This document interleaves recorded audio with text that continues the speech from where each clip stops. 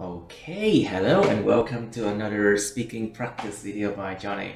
And in this video, 3 students from the class that I accepted to teach for my friend. That's the class on Friday, 3:30 to 5 p.m. So basically, this class will end in about, I think, 3 more occasions, I think. Okay, class.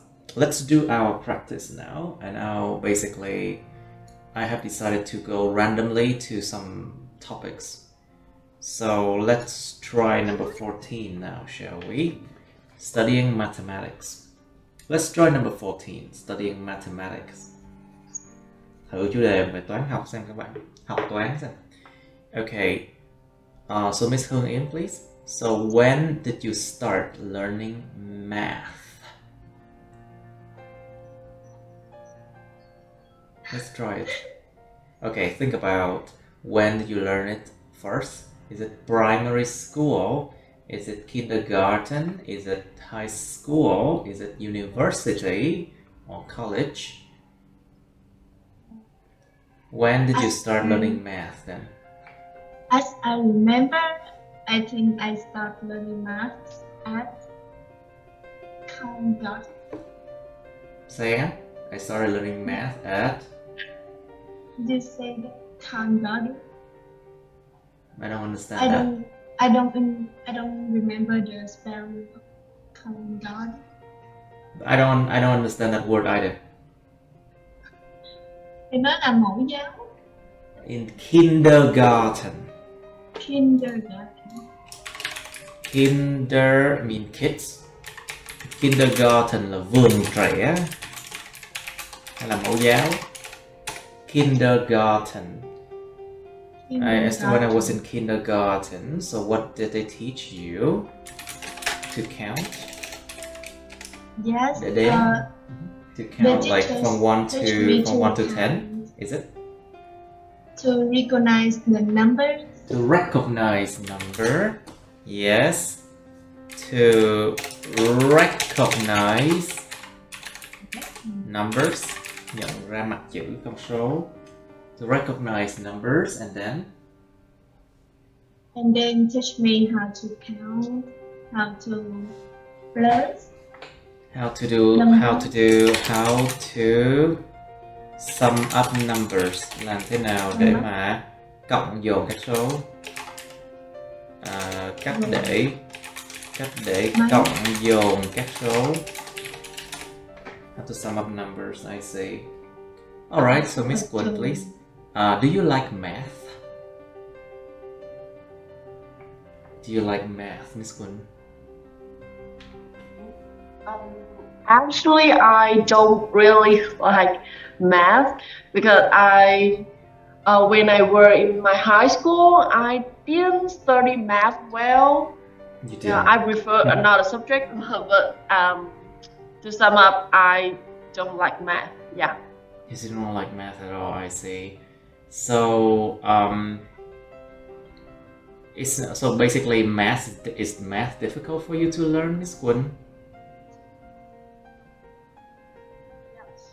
Math is very difficult, I think, and because I was always struggle with math. So to struggle is a verb. So I was always struggling, or you can say I always struggled with math. Dùng struggle như là động từ á. Can you struggle like a verb? Can you say that again? Can you say that again? Em có thể nói là I struggle a lot. Yeah, you can say I struggled a lot with math. Okay, try again. A lot with math, and I was always confused when my teachers asked me to answer his questions about math. So, I see. Yeah. How much is, okay, do you remember how to do multiplication? Multiply numbers. Nhân con số, nhân số lại với nhau. Do you remember how to divide numbers? Chia số. You remember how to multiply or to divide numbers? Miss Quỳnh. Can you, okay, stay near to the microphone, can you? Stay near to the microphone. I can't hear you very well. Rõ không ạ? Okay, nghe rõ rồi, okay. Có lúc rõ lúc không kỳ thôi. Why is it? Em hay đi xa xa ra khỏi camera. Right, try to be near to the microphone, can you, please? All right. Okay. Do you remember how to multiply and to divide numbers? Yes, I remember, and actually I do it every day. I have to multiply numbers and divide numbers because I'm studying at a university, so I have to do math every day. Yeah, so I have to multiply numbers and divide numbers in some subjects in universities. Yeah. In university, I see. And then you have very advanced math as well. Advanced math. Toán cao cấp. Yeah, I yes, had you it. have advanced math and a lot of difficult things. I think that is very simple. I think. Wow. No, it's not. It's not that simple. It's just not as difficult as I thought. It's not as simple.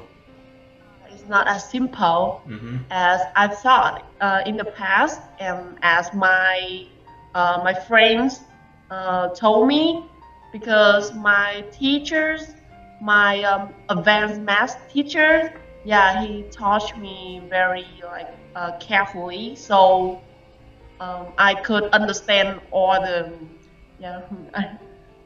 That's very natural. That's a very natural way to answer a question. It's band 6.5 or it's band or nearly band 7, I would say.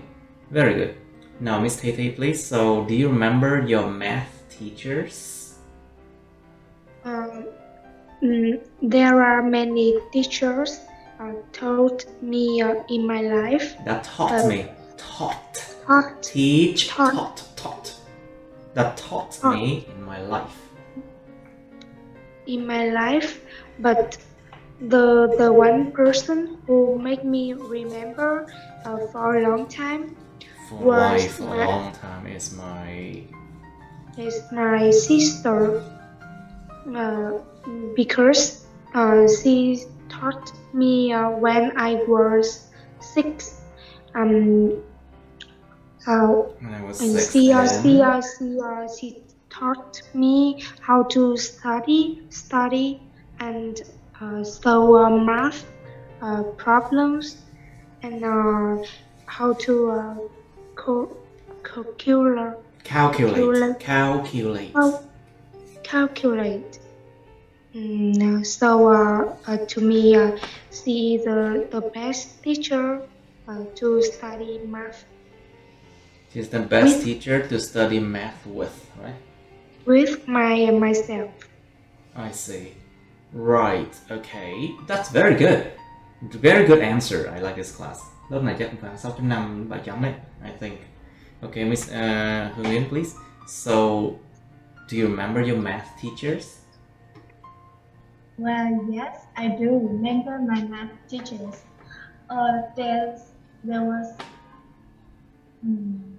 a teacher in my secondary school. Secondary school. In my secondary school, he was my former teacher, and he taught my class. He taught math. Can you move closer? Closer, please. Tiến lại gần hơn. Can you closer? And he taught me. He taught math to my class. Second, he taught me. No. You are being very far away from the microphone. That's why I couldn't hear you very well. Rồi, con đang để gần luôn á, con không biết sao nữa.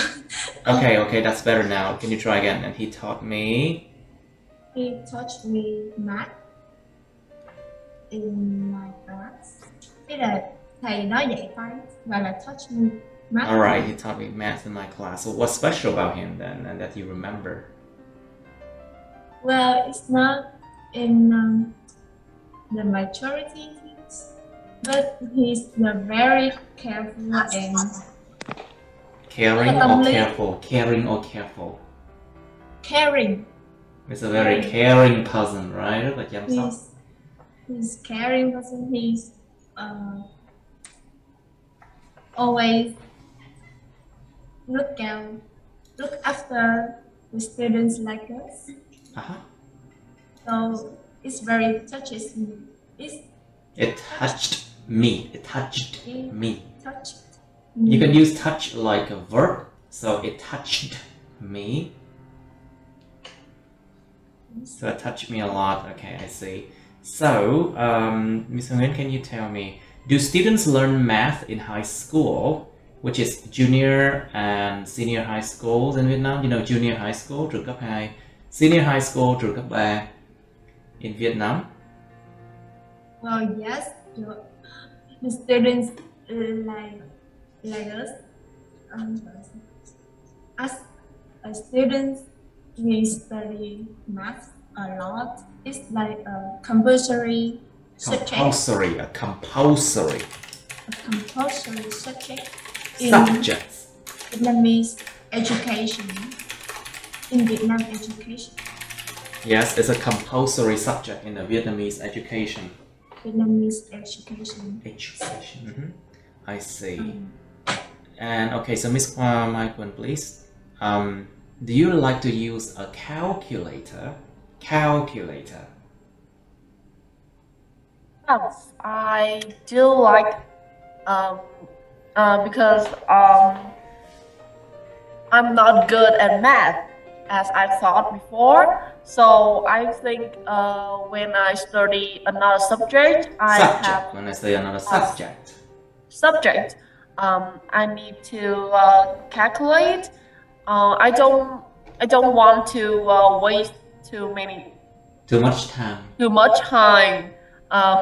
So I often use a calculator because I think it's much more convenient.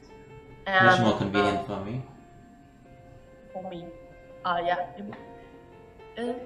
Convenient for me. And I can also save a lot of time thanks to a calculator. Thanks to calculator, I see. But then there are situations that you don't have a calculator at hand. So what do you use? Basically, if you are too dependent on a calculator, then it would not be good when there are situations that you have to use calculator, right?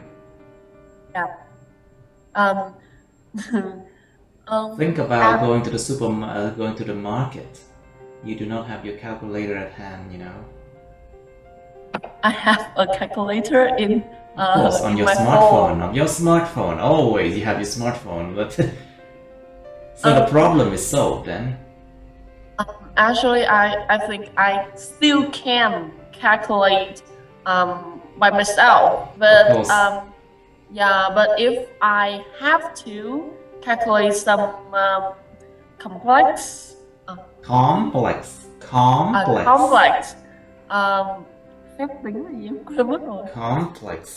calculations. Complex calculation. So then I will use a calculator then. Alright, that's good. Now, how about Titi? Do you think it's necessary? Necessary is an adjective. Necessary is an adjective. I have to remind you because this word is very oftenly mispronounced. So basically we have also the noun form is necessity, but the adjective form is necessary, first syllable. So do you think it is necessary to learn math? Well, I think math is is important part of the word in The word, what do you mean? The world, what is that? the world. World, the world. Because everybody need to learn math. It's even better to be a skill such as finance. It's even better, it's even more important in learning about finance, right? Finance. Yes. Finance. Solve the problem and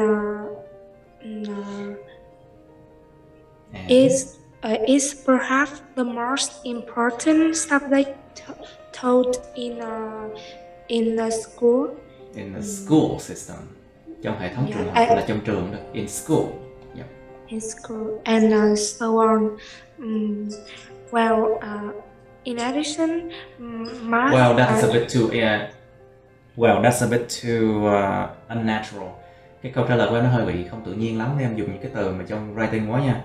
Don't use words that is used in writing a lot in speaking, okay? In addition, we don't really say in addition when we do speaking, okay? You can say like and more và thêm nữa, and more I think, and more I think.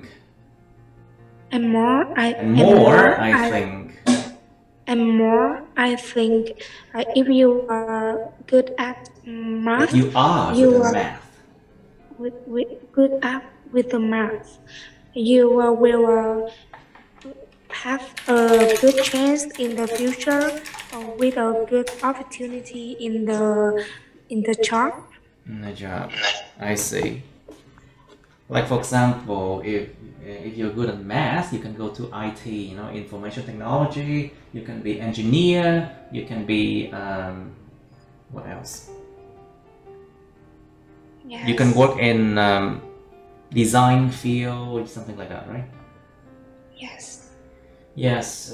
Okay. So, all right. So math is really necessary. I see. Okay, Miss Hương, what do you think? What can people do with math in their daily life? Trong đời sống thường ngày, con người ta làm gì với toán? In my opinion, math in our daily life is very important. In daily life, we can calculate when we go shopping. Yes, but that's mostly just sum up numbers or multiply numbers, you know.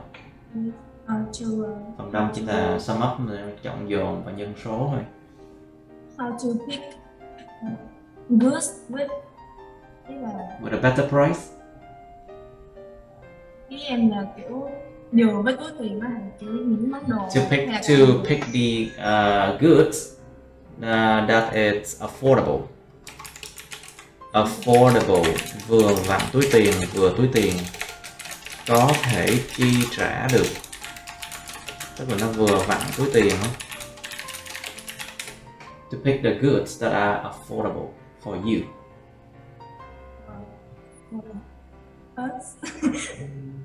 Okay. Besides, we can calculate. We can use math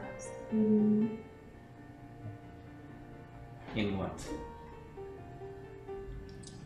As you say, we can use math in how to get good price. How to get good price. All right, that's quite good enough. All right, how about like using math to get good price in the supermarket? I mean, but math basically it helps people indirectly build other skills, you know, nó giúp con người ta một cách mà gián tiếp nó xây dựng những kỹ năng khác. Like think about it helps people to have critical thinking skill and problem solving skills, you know, kỹ năng giải quyết vấn đề và kỹ năng suy nghĩ thấu đáo, suy nghĩ đến mức tận cùng của vấn đề. So people will develop their own critical thinking skills and problem solving skills through learning math. So it is indirectly, you know, So people will yes, to think logically as well. Như là cái việc này mình mua cái món mà vừa tặng cuối cùng của mình có một cái idiom nào đó không? Well, there's an idiom to buy the thing that is affordable for you, I think. But nah, never mind that. Don't worry about idioms. Đừng có quan tâm quá đến idioms nha, quan tâm đến cái phrasal verb nhiều hơn nha. Động từ, cộng tính, cộng giới từ gì. So, care more about phrasal verb and how to make it sound naturally. Don't worry too much about idioms, okay? Yeah. Alright, let's move on to part 2. I would choose a random topic for part 2 for you. Let's try, because we have only 3 lessons left anyway.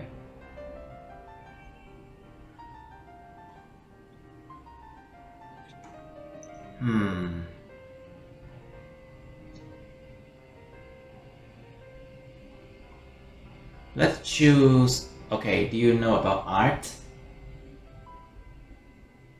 Okay, let's talk about art now. Nói về nghệ thuật này. So let's try number 31. Describe an art exhibition that you visited. It's 31.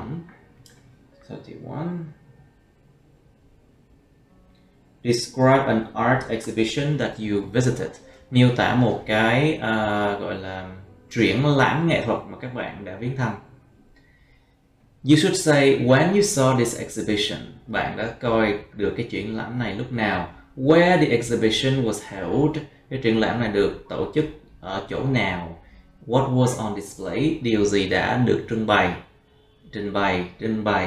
And explain your impression of the exhibition. Và giải thích cái ấn tượng của các bạn về cái buổi triển lãm đó. Alright, you should use a lot of past tense because this is like you telling a story that you did before, right? Now, you have part 3 of art. What can art bring to life? Nghệ thuật có thể đem đến điều gì cho cuộc sống? Just think about like beauty, cái đẹp. Think about the fact that it teaches people to appreciate beauty. To appreciate beauty. Trân trọng cái đẹp. And to respect all things. Để mà tôn trọng tất cả mọi thứ. To respect all things. Thực sự không có nghệ thuật ta dạy là văn thể mỹ. Cái mỹ là cái nghệ thuật ấy. Thì là nó giúp cho con người ta gọi là xây dựng được cái đạo đức, xây dựng được cái sự mà trân trọng cái đẹp, mà giúp cuộc sống tươi đẹp hơn, và nó phải gián tiếp nó xây dựng những kỹ năng khác. Like basically through art people can be taught how to appreciate beauty, appreciate and respect all things, to see the beauty in a lot of things around in their life. Think about the fact that through art you can indirectly build better people, better citizens, better children. Xây dựng những cái người công dân tốt hơn, những cái đứa bé tốt hơn, đứa trẻ tốt hơn, những con người tốt hơn. And how? You should give examples. Like give examples. Cho ví dụ nha. Like people who are in contact with art teaching or art lessons early in their life. Later on, they can behave better, you know.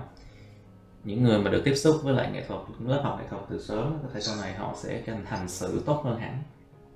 They can behave way better than the others. And okay, should the school system include and improve the teaching of art? Why? Hệ thống trường học có nên là thêm vào và cải thiện cái sự dạy cái môn nghệ thuật hay không?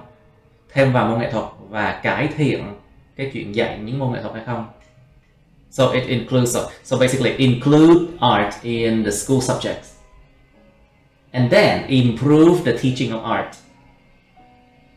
That's the second. Why? Hệ thống trường học có nên thêm vào môn nghệ thuật hoặc là và cải thiện cái sự dạy nghệ thuật không? Tại sao? Think about the previous art classes that you have attended in schools. Was it good? What can be improved?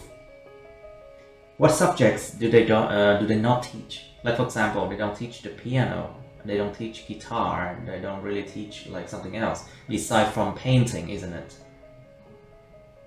Ngoài cái chuyện là vẽ tranh, nó không dạy cái khác đâu. Kỹ năng ví dụ chơi piano, chơi guitar các thứ đó, người ta không dạy. Basically, they don't have it in schools. So what can we do to improve that? You should explain. Okay, so do people have different concepts of art? Why? Con người ta có những khái niệm về nghệ thuật khác nhau không? Tại sao? Think about what art means to people. Nghệ thuật có nghĩa gì với con người? Có nghĩa gì với con người? Like, to some people, art has to be something quite high up. Art has to be something quite high up. Cao siêu, cao cấp, cao siêu, has to be something high up. To some people, the art has to be expensive. Một số người thì nghĩ rằng nghệ thuật là phải mắc tiền. To some people, they even think that art can be very simple things in their life, such as looking at the shape of an object. If you feel like the ratio, tỷ lệ, if they feel like the ratio looks good, then that is art. Một số người thấy tỷ lệ những vật dụng thông thường mà nó nhìn nó tốt thì nó là art, right? Cái khái niệm nghệ thuật của mỗi người nó khác nha. Like the concept of art varies depending on like opinion of people, you know. It varies. Nó biến thiên. It varies. Alright, so you should explain why too. Why are some artworks expensive? Artwork here means works of art. Tác phẩm nghệ thuật. Tại sao một số tác phẩm nghệ thuật nó lại mắc tiền, đắt tiền? Why are some artworks expensive? Think about the many hours that the artists have to spend making these artwork, you know. The many hours they have to do that. Think about the many years of training they have to undertake to become that good, to produce that artwork. Nghĩ về những năm tháng mà họ phải đi học, tốn bao nhiêu tiền để mà đạt được đến cái trình độ đó, để mà vẽ được những bức tranh như vậy. Thời gian họ dành là vẽ để hoặc là tạo ra những cái tác phẩm như vậy. So artwork here can mean anything, you know, from paintings, poems, movies, to music, to monuments, sculpture or monuments. Sculpture.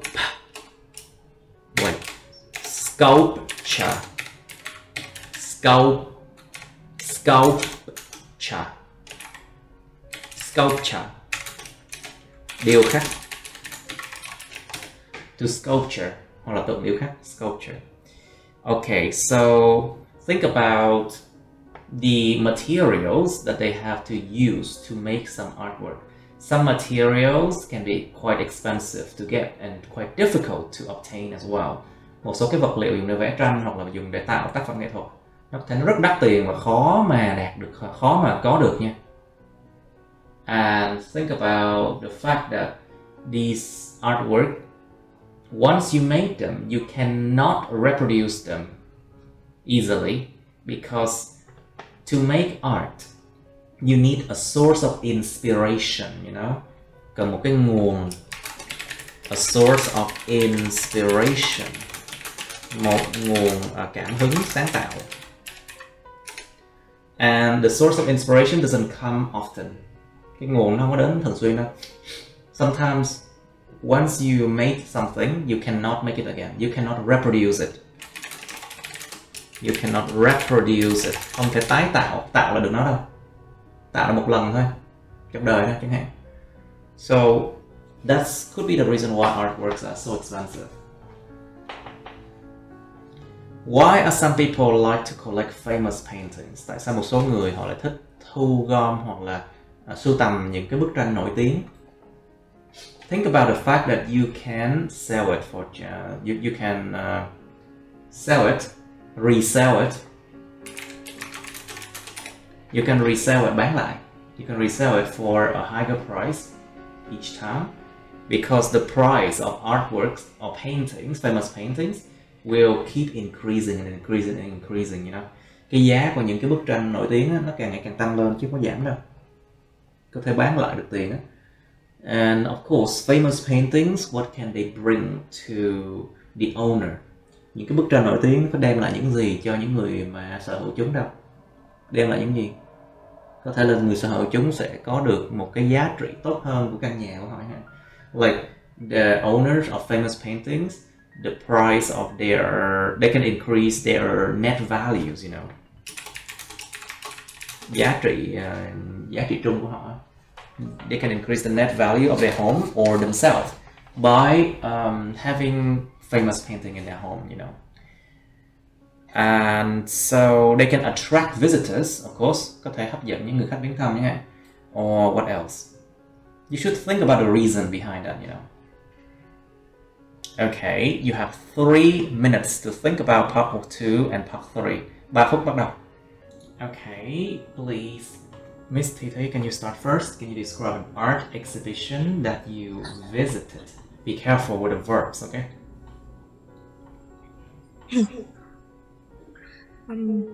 When it comes to an art exhibition.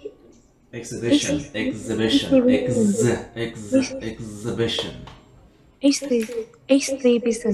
I remember exhibition.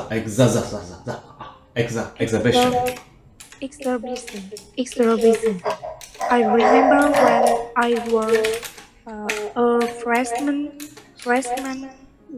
The first time I went to art exhibition in Hanoi with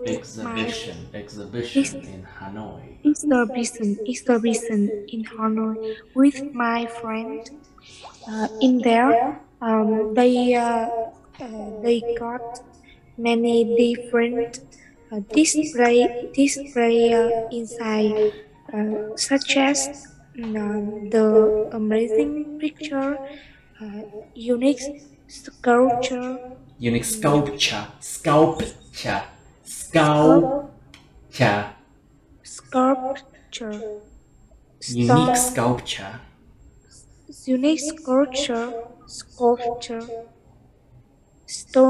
carving,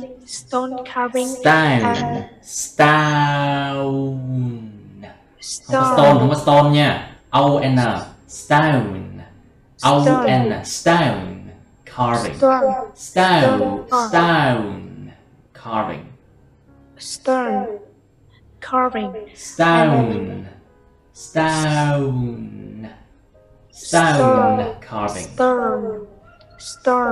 nó là O-N chứ không phải là on nha, O-N, not on, okay?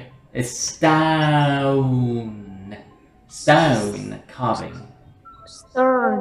S-T-O-N-E, stone. S-T-O-N-E, stone. Cái từ này bắt buộc phải luyện. Cái O á, tiếng Anh á, các bạn sai hoài luôn á. On hoài.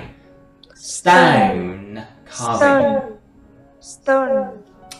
No, it's stone. O-N, stone carving.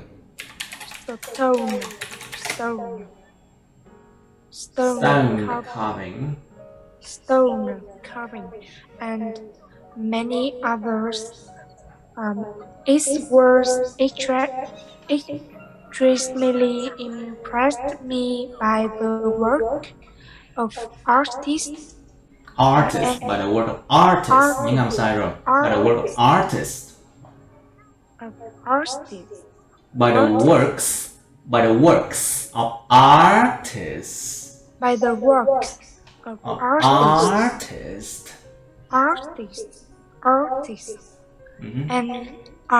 And in fact, I really admire their Gì ngắn R, I-R, admire their work, and I never know the efforts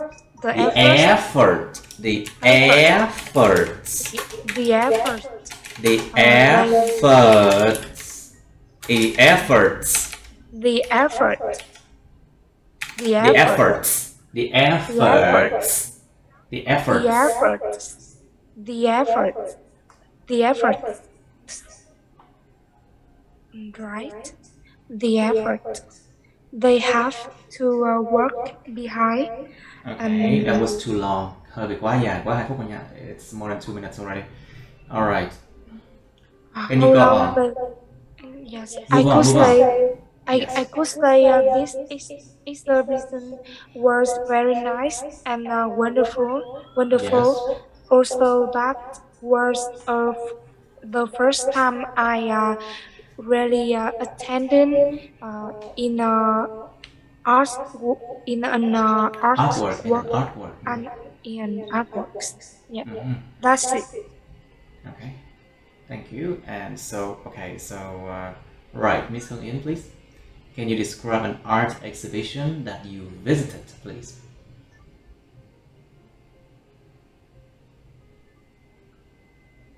Your microphone, Miss Hương Yên, and mic one, please.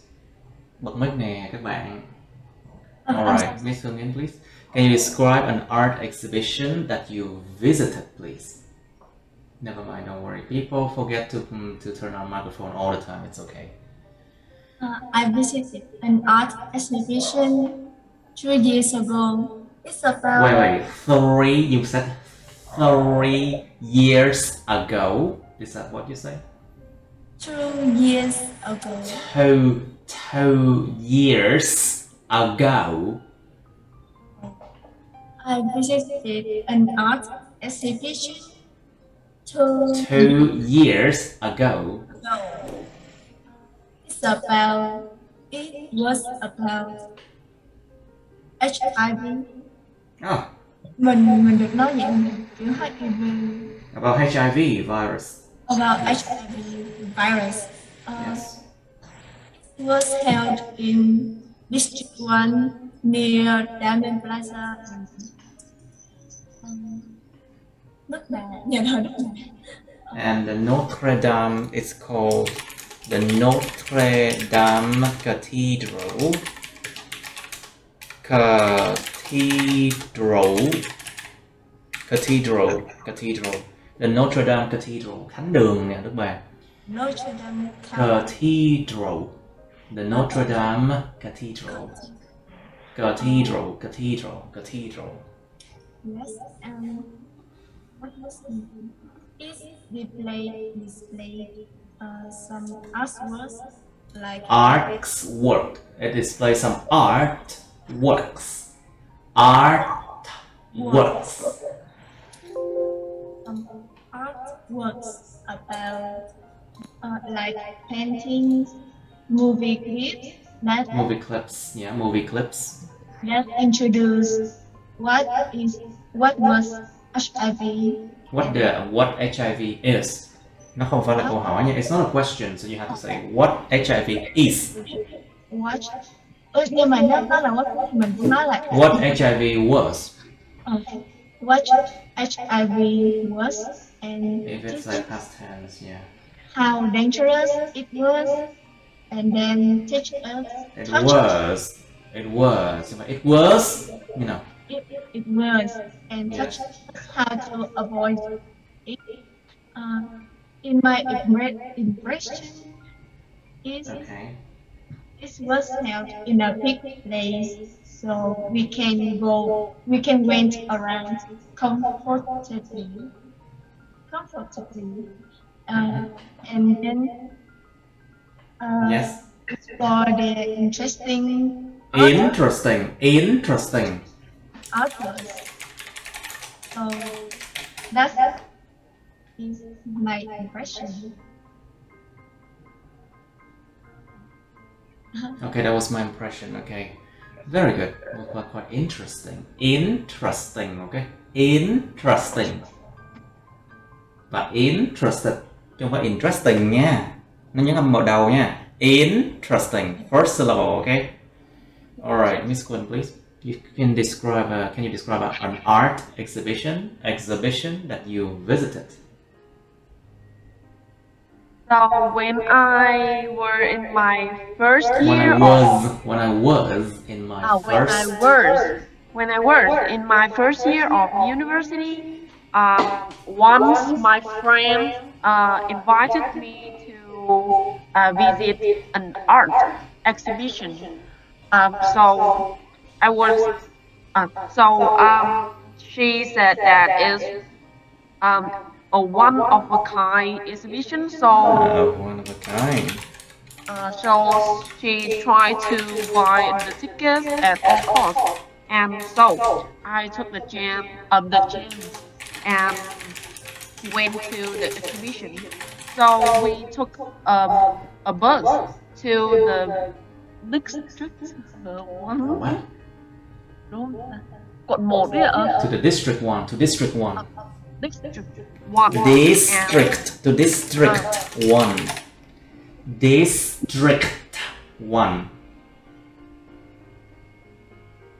We took the bus to district one.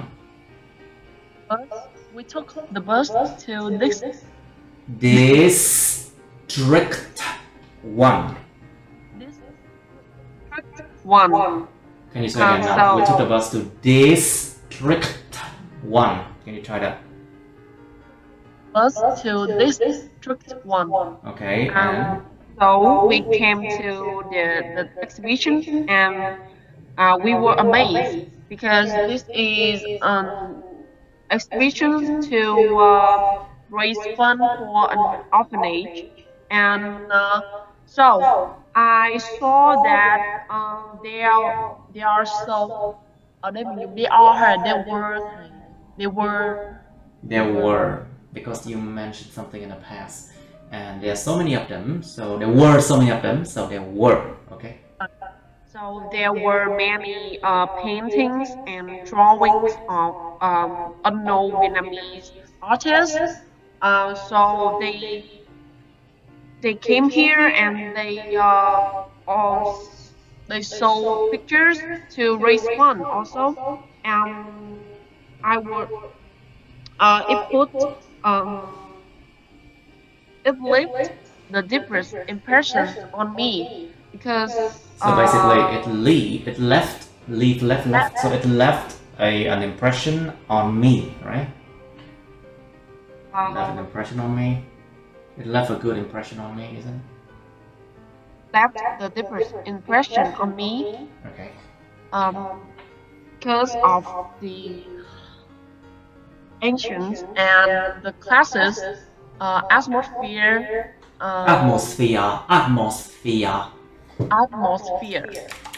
Cẩn thận, cái từ này có tới 4 âm lận nha. Atmosphere. The atmosphere.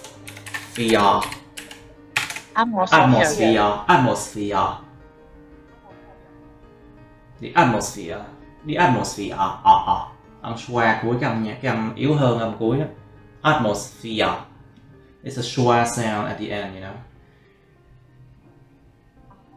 In the exhibitions, and also I was impressed by a picture about the lotus in the river and in the lake, and so em không biết kết bài như thế nào. It's okay, you can just explain impression of the exhibition. Just answer all these things and you'll be okay. Chỉ cần trả lời hết tất cả mấy này thôi. And that's my impression of the exhibition. Và đó là ấn tượng của tôi về cái buổi triển lãm chẳng hạn. That's my impression of the exhibition. Okay, that's good now. Alright, I think let's move on to part 3, shall we? Ủa Mai Quỳnh đọc chưa ta? Vừa nói thôi. Okay, bây giờ qua part 3 đi.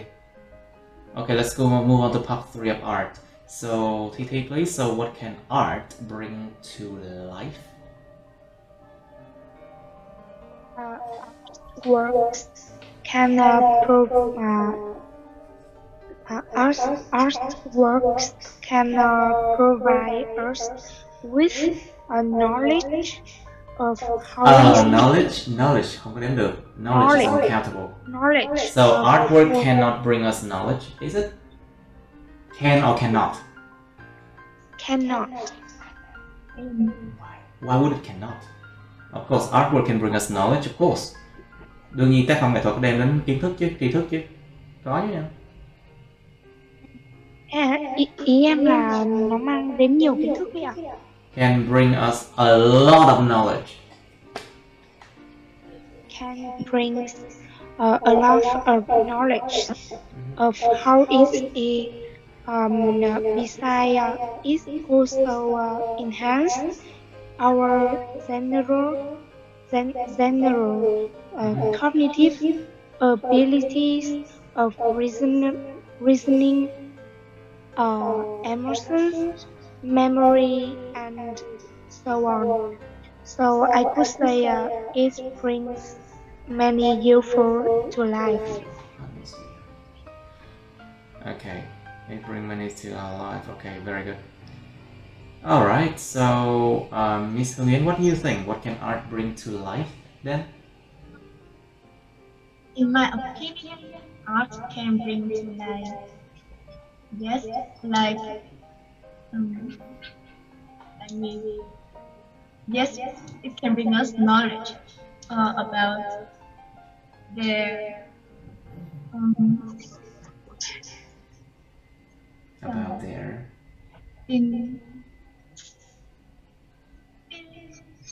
thầy đợi câu xét. No, you have to answer that. Can bring to life like knowledge about history, Culture, history, culture, how people live their life in the past. in any country. And besides, art can bring us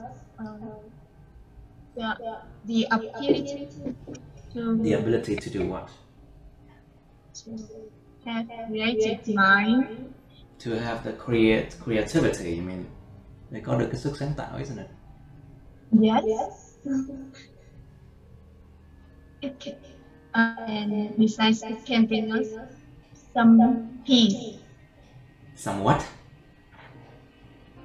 I mean, peace. It can bring us peace, có thể đem đến hòa bình. Can bring us peace of mind, isn't it? Yeah, Peace of mind. Nó gọi là an tâm, an nhiên trong tâm hồn sao? Giống như trong cái tâm nó cảm thấy là nó yên tĩnh, bình an trong tâm hồn. It's like it's peace of mind. Okay, can bring us peace of mind. Can bring us peace of mind. Sometimes it doesn't. Trust me. Not all artworks bring peace of mind. Không phải tác phẩm nào cũng đem đến peace of mind đâu nhé. So, nhiều tác phẩm về chiến tranh không bring peace of mind không? Like a lot of artworks about war, they don't bring peace of mind, I'm sure. But it will shows a lot of meaning, teach us some lessons about how to keep it. How to keep what? Nếu mà nó không mang lại bình an cho mình, nó sẽ dạy mình bài học để mà giữ hồn. If it doesn't provide us with a lesson to learn, then it provides us some experience in life, maybe. Some experience. It might provide us some experience in life, yes. Okay, good enough. Now, so, Ms. Maquin, please. So, should the school system include art and improve the teaching of art? Why? I think that yes, the school system should improve the teaching of art because art helps students improve and also gain their imagination and improve and refine, improve and developed. Let's say improve and develop their imagination. And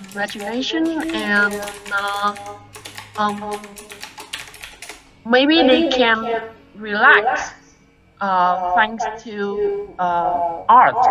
Thanks to art, yes. Yes. Okay.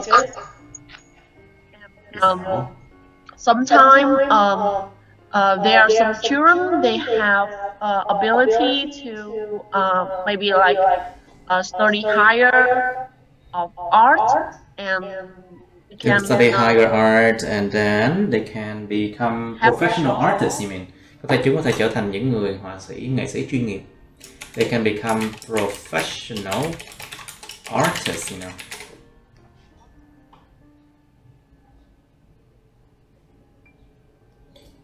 Is that everything?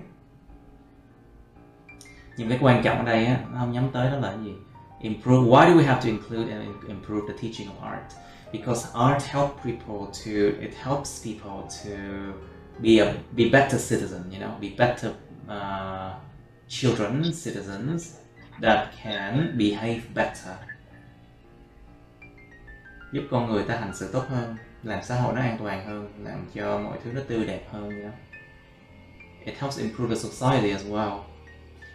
Because a society that does not appreciate art is a very bad, is an unsafe society, is a ugly society, you know. Một cái xã hội mà không có trân trọng nghệ thuật là một cái xã hội mà rất là, nó vừa không an toàn mà nó lại vừa rất là xấu, nhìn xấu xí, you know. Alright, so basically you should talk about like that as well. Now, TT, please. So, do people have different concepts of art? What do you think? Why? I think everyone have different concepts of Concepts. Danh Concepts. từ concepts. Concepts of art. I think everybody have different concepts of art. Because they have an unique, Unique. Cái chấm K đâu rồi? unique ability to take what they see in their Imagination. and transform that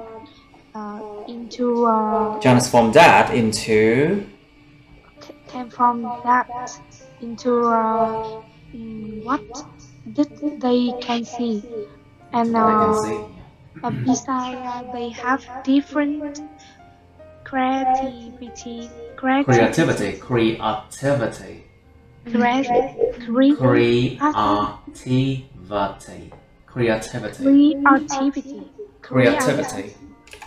And other and different skills. I think that is reason why they have different concepts. Okay, alright, but I'm not convinced. Tôi vẫn chưa có được thuyết phục lắm với cái câu trả lời này. I'm not convinced about with this answer. So, Ms. Nguyen, can you answer this question? Do people have different concepts of art, and why? I think people have different concepts of art. Like, as for example, some people may like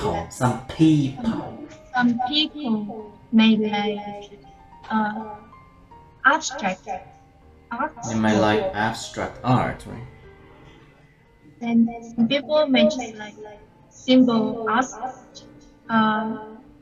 The meaning we can see clearly as we look at it. As we look at it, yes. Yes. All right. So that could be a good answer, but I'll ask Ms. Nguyen one more question. Why are some artworks expensive then?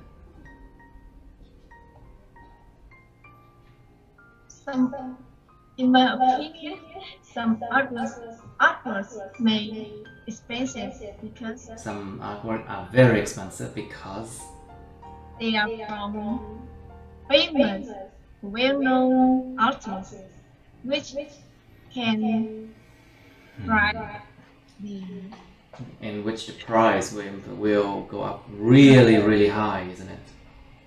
which can rise the value of Which will increase the value, of the artworks, một cách mà giống như là mạnh mẽ, will increase greatly the value of the artworks. Let's just try it. I mean, thanks to the reputation of the famous artists, it can raise the value of their artworks. So maybe is the reason why some arts are very expensive for normal people like us. It's just Okay. for the This is a very difficult topic, so if you have hesitation, it's fine, because it's related to the topic, not related to the language you use. Cái chủ đề này nó khó, cho nên mấy bạn bị ấp úng á, nó là liên quan đến cái chủ đề này chứ không phải liên quan đến cái ngôn ngữ mình sử dụng. Đó là lý do tại sao mà cái band điểm của mấy bạn nhiều khi bạn cỡ 6.5, mình vẫn cho là 6.5 được, chứ không có phải bị rớt xuống nha. Cho nên nhiều bạn cứ coi video xong thắc mắc tại sao coi nói vậy mà cũng được 6.5 hay sao. Đó, cho nên có nhiều lúc á, một số bạn coi video xong cũng hỏi như vậy á, thì phải coi cái cách mà người ta chấm điểm, coi cái band descriptor để mà hiểu được tại sao mà lại chấm những cái điểm như vậy. So basically, there are people who ask me, and when they see my videos, when they see the student of mine, they do their speaking practice. How could they achieve that score if they're speaking? There's so much hesitation, and I said, okay, they hesitated because the language. No, not because of the language. It's because of the topic. The topic is difficult. Not because they have problems with their language, their choosing of language. So that's why they achieved band 6.5. You know, you should look at the band descriptor for IELTS speaking, and you will see why they achieved that band, you know.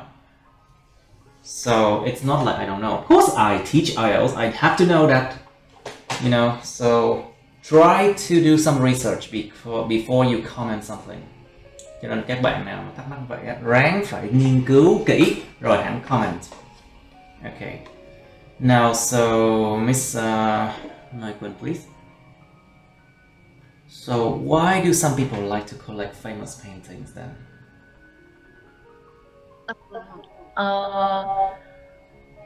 Even though I don't have money to collect famous paintings. It's not about you. It's not about you. Remember, part 3 is not about you. Part 3 talks about general thing around the society. It doesn't concern you. Part 3 không có nói về bản thân mình nha. Nói về những cái nó chung chung trong xã hội thôi. So try not to talk about yourself. Can you try again, Miss Michael? Why do some people like to collect famous paintings? Many people, they buy famous paintings. They bought. They bought famous paintings. I think that they use the paintings to decorate their house, maybe, or they have maybe they interest in collecting famous paintings. Okay. And more, I think maybe they have a plan that in the future they will resell the paintings with higher price, and so that they can have like money, they have more money, and It's all about the money, isn't it? oh yeah. It's all about the money, isn't it? Sorry. They can have more money in the future. So basically, it's a good investment, isn't it? Nó là một cái đầu tư tốt, isn't it? It's a good investment, isn't it? Wow, thầy mình nói là it's a good investment. So it's a good investment after all. Sau tất cả nó vẫn là một cái đầu tư tốt mà thôi. After all, it's a good investment. Okay, I think that's good enough. Now let's try a part 2 only, shall we?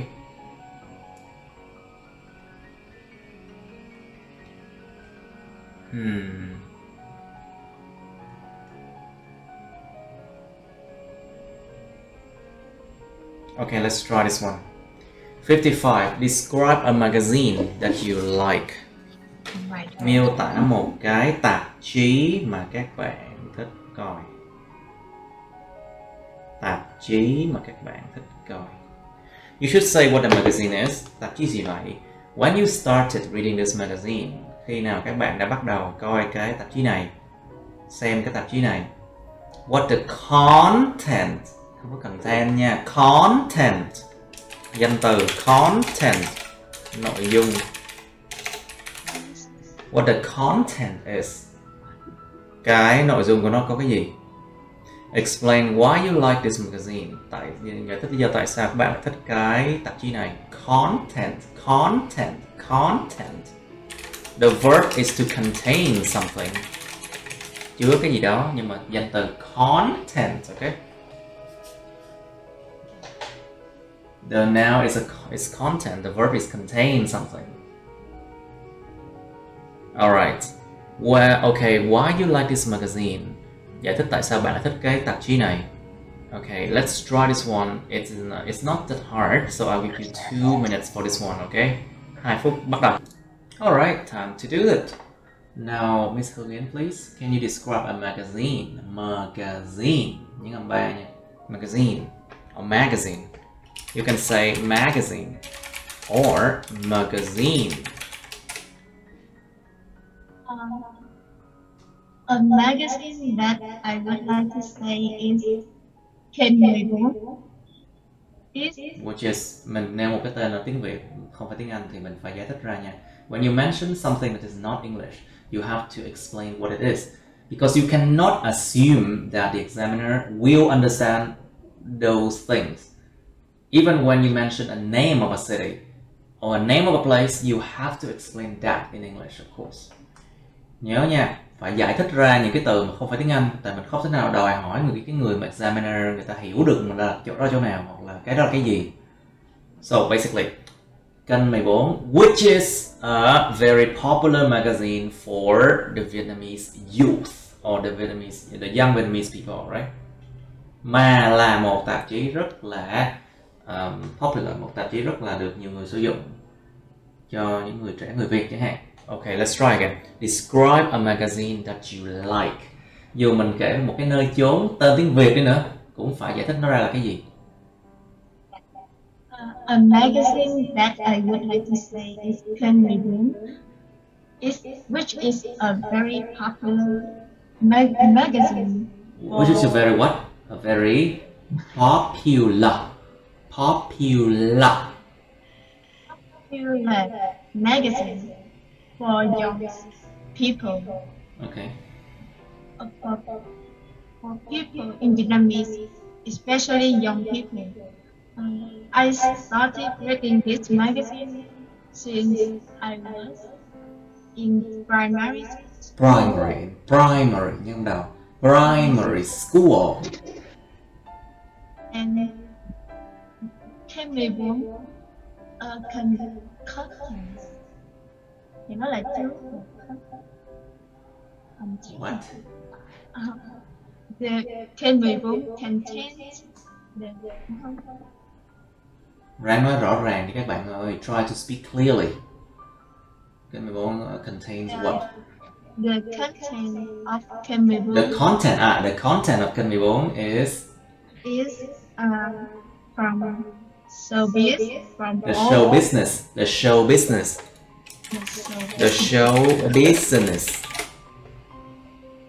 Viết tắt của show business, the show business. And celebrities, right? Những người nổi tiếng, celebrities. Show business, celebrities, and celebrities. Celebrity,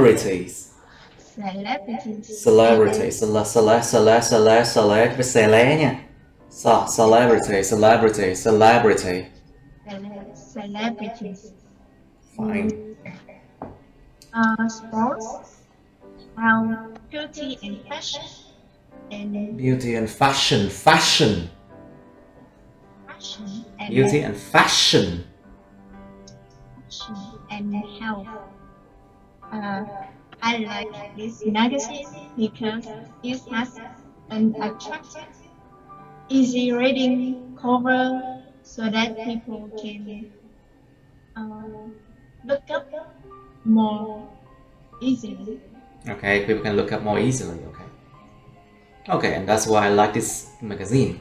So that's why I like this magazine. Nhớ là part 2 các bạn được có đúng với 2 phút thôi nha các bạn. Remember, in part 2 you have only 2 minutes to talk about a topic. You cannot drag on for more than 2 minutes, okay? Because people will stop you, the examiner will stop you, and you have to go directly to part 3 immediately. Nhớ nha, sau part 2 là người ta sẽ ngưng mình ngay lập tức. Sau cái 2 phút đó người ta không có thể cho mình nấn ná đằng sau thêm thời gian được đâu nha. Để mà mình phải qua part 3 ngay lập tức nữa. Okay, so nó bấm giờ đàng hoàng, có ghi âm lại, gửi qua bên anh chấm đàng hoàng luôn nha. Basically, whatever you in the exam, your speaking part must be recorded, and that recording must be graded by your examiner and the examiner somewhere in Britain. So, which means the recording must be sent to the UK, you know. So at least 2 examiners will grade you. Ít nhất 2 cái người giám khảo sẽ chấm. And if the grades between them varies more than 0.5, then the third examiner will come in and grade it. And then they will take the average. Nếu mà cái điểm số với 2 cái người examiner đó mà nó khác nhau hơn 0.5 á, thì cái người chấm thứ 3 sẽ đi vào là chấm. Và họ tính trung bình của các bạn nữa ra, nếu số điểm số các bạn. Alright, so now, okay, Miss Michael, please, can you describe a magazine that you like? So, travel magazine is a magazine that I like. I love very much. And when I remember when I were in my high school, once I had to wait for my dad, and I was so bored, and so I found something to read, and I saw a magazine on the table, so I read it, and it's travel magazine that I'm talking about, and I've still read it until now. This magazine its content is about travel. Its content is about. Its content. Danh từ. Its content is about travel. Its content is about travel, of course. And so in this magazine, there are many articles. There are many articles.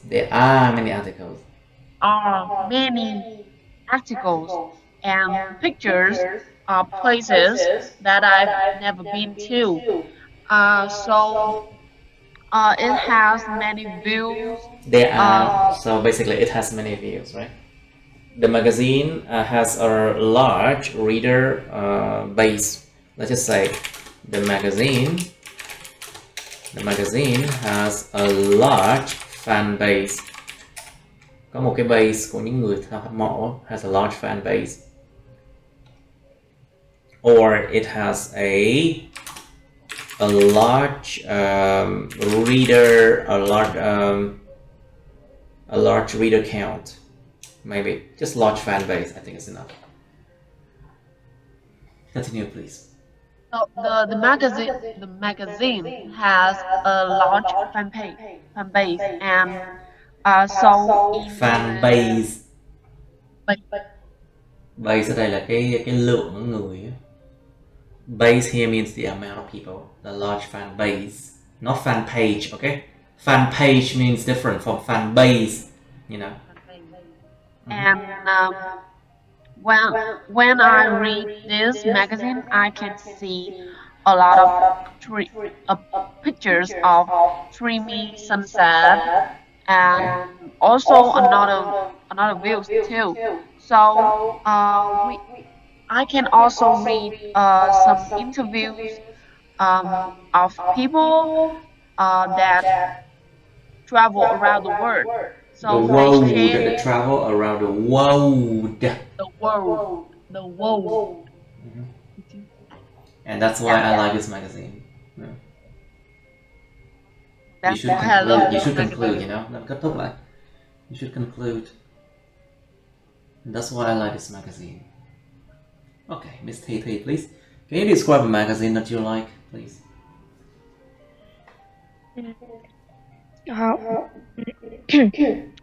I'm a big fan of magazine, especially fashion magazine topic. Fashion magazine. Fashion.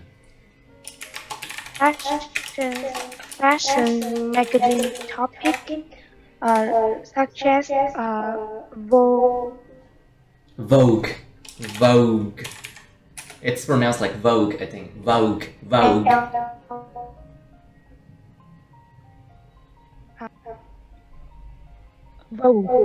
It's pronounced like Vogue, I think.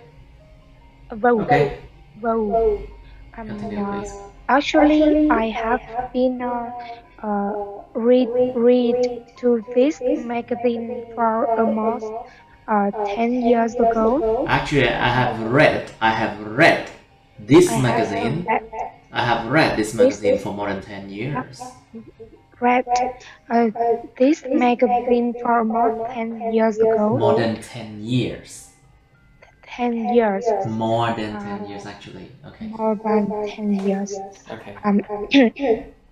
So it meant that you have spent a lot of money buying this magazine. No. I read in on internet. Is more on the internet. I read it on the internet. On the internet. On the internet, because it's convenient and spend convenient, of course. Yes. I really learned a lot of knowledge about fashions when I read.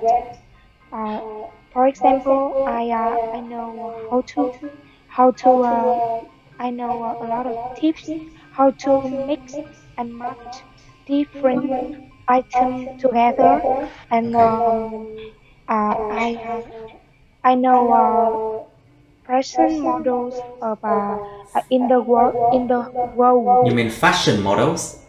Fashion model in the fashion nha, fashion models, những người mẫu thời trang, fashion models around the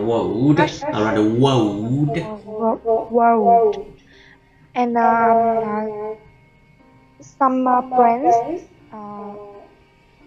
well known by fashion house. Fashion house.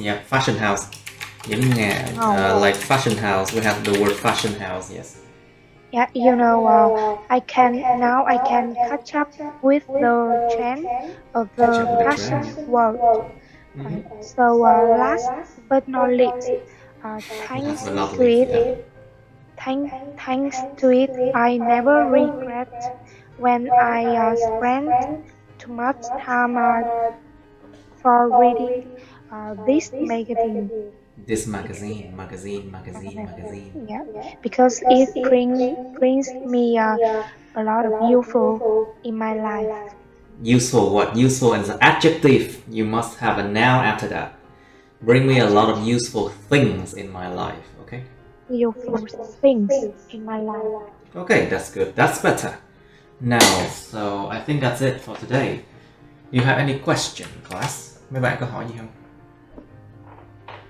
Thầy ơi, thầy có thể copy những cái từ vựng này gửi vào nhóm lớp được không ạ? Sure, I can do that. I always do that, you know. Yes, thanks. Why? I have always done that. Với lại phải có tips để mà lúc mà mình đi thi mình note cho nó hiệu quả. No, I have no tips. There's no tip for that. Just practice and practice a lot. Chẳng có tip trick gì cả. There's no tip and tricks. Người ta cho mình cái câu hỏi Có 1 phút thôi, các bạn có đúng 60 giây thôi để mà chuẩn bị cái gì đó. Nó chỉ có đánh dịch đầu dòng và đầu dòng thôi. Thực sự mà nói, you have only 60 seconds in real exam to note down like points you want to say. There's no way, there's no time for you to write sentences. Chẳng có thời gian đâu mà viết thành câu nhé. Basically, just practice a lot. Yes. Thầy cho em hỏi là mình có bộ đề để luyện thi không ạ? Luyện các câu hỏi ấy ạ? Yes, we have this speaking practice thing. Yes, I can send you if you want to. Dạ vâng ạ, thầy gửi giúp em đi ạ. Sure, I'll send it to the group chat, okay? But then I will always update this, so I'll always update it anyway. Okay, I'll send you. I'll see you then. Bye bye, class. See you next week. See you, teacher. See you. Okay, that's the end of my videos. Please like, share this video with your friends, subscribe to my YouTube channel, and press on the bell button next to the subscribe button so you can get notified about my new uploads, okay? You can also press follow my Facebook, but please don't add me on Facebook as friends, okay? Cảm ơn các bạn đã theo dõi nha. Các bạn hãy nhấn vào like, chia sẻ video này bạn bè các bạn. Nhấn vào nút đăng ký kênh YouTube mình và nút cái chuông kế bên cạnh để đăng ký kênh đó, để mà các bạn sẽ được thông báo về những video mới nha. Các bạn cũng có thể nhấn vào nút theo dõi Facebook mình, nhưng nhớ đừng kết bạn Facebook mình nha. Thank you and see you. Bye.